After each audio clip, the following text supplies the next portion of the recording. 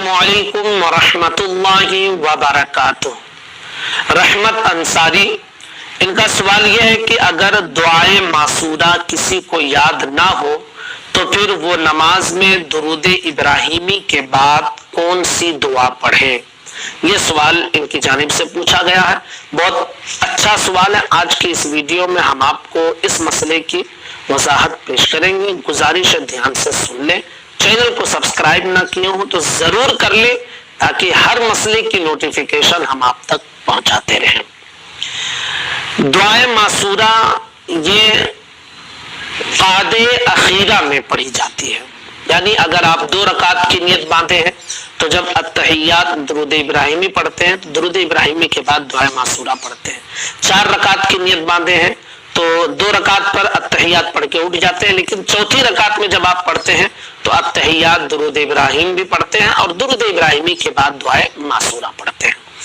اب دعائے معصورہ اس کا مطلب یہ ہے کہ جو آپ کو نسلاً بعد نسل بزرگان دین سے حضور صلی اللہ علیہ وسلم صحابہ سے جو دعا چلتی ہوئی ہم تک پہنچی ہے ان کو دعائے معصورہ کہتے ہیں، یعنی ان کے الفاظ جو ہوتے ہیں وہ قرآن و حدیث کے الفاظ ہوتے ہیں، یا تو قرآن کے الفاظ ہوتے ہیں یا حدیث کے الفاظ ہوتے ہیں۔ ہمارے یہاں عام طور پہ دعائے معصورہ 2 طریقے سے زیادہ رائج ہے۔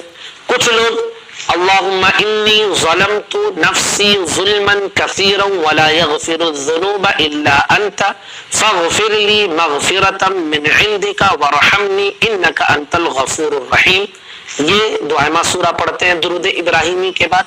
اور کچھ لوگ اللہم اغفر لی ولوالدی ولمن تولد ولجمیع المؤمنین والمؤمنات والمسلمین والمسلمات الاحیاء منهم والاموات انک مجیب الدعوات برحمتک یا ارحم الراحمین، کچھ لوگ یہ دعائے معصورہ پڑھتے ہیں۔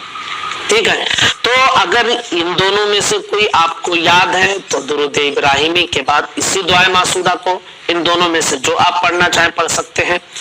اگر یاد ہے اور آپ ربنا آتنا پڑھنا چاہتے ہیں تو بھی آپ پڑھ سکتے ہیں، کیونکہ وہ بھی دعا ہے اور دعائے معصورہ ہے۔ اسی طرح رب اجعلنی مقیم الصلاۃ ومن ذریتی ربنا وتقبل دعاء ربنا اغفر لی ولوالدی وللمؤمنین یوم یقوم الحساب، یہ بھی آپ پڑھیں تو یہ بھی دعائے معصورہ ہے۔ الغرض جو دعا قرآن اور حدیث میں موجود ہے اور ان سب کو دعائے معصورہ کہا جاتا ہے۔ تو اگر آپ کوئی بھی دعائے معصورہ پڑھیں گے تو آپ کی نماز ہو جائے گی۔ کوئی یہ ضروری نہیں ہے کہ اللہم اغفر لی والی دعائے معصورہ پڑھیں یا اللہم انی ظلمت نفسی والی پڑھیں۔ اگر ربنا آتنا والی کوئی پڑھتا ہے تو بھی نماز ہو جائے گی، اور اگر کوئی رب اجعلنی والی پڑھتا ہے تو بھی نماز ہو جائے گی۔ بس دعائے معصورہ جو ہے آپ کو پڑھنا ہے درود ابراہیمی کے بعد۔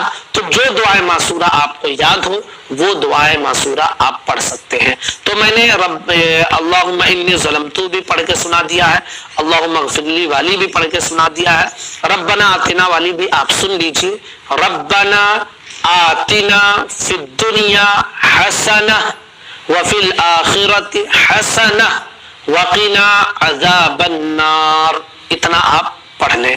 ٹھیک ہے، تو انشاءاللہ آپ کی نماز مکمل صحیح سنت اور مستحب طریقے سے ادا ہوگی۔ جو لوگ یہ سوچتے ہیں کہ صرف اور صرف اللہم اغفر لی پڑھ سکتے ہیں یا اللہم انی ظلمت نفسی پڑھ سکتے ہیں تو ان کو صحیح مسئلے کی نالج نہیں ہے۔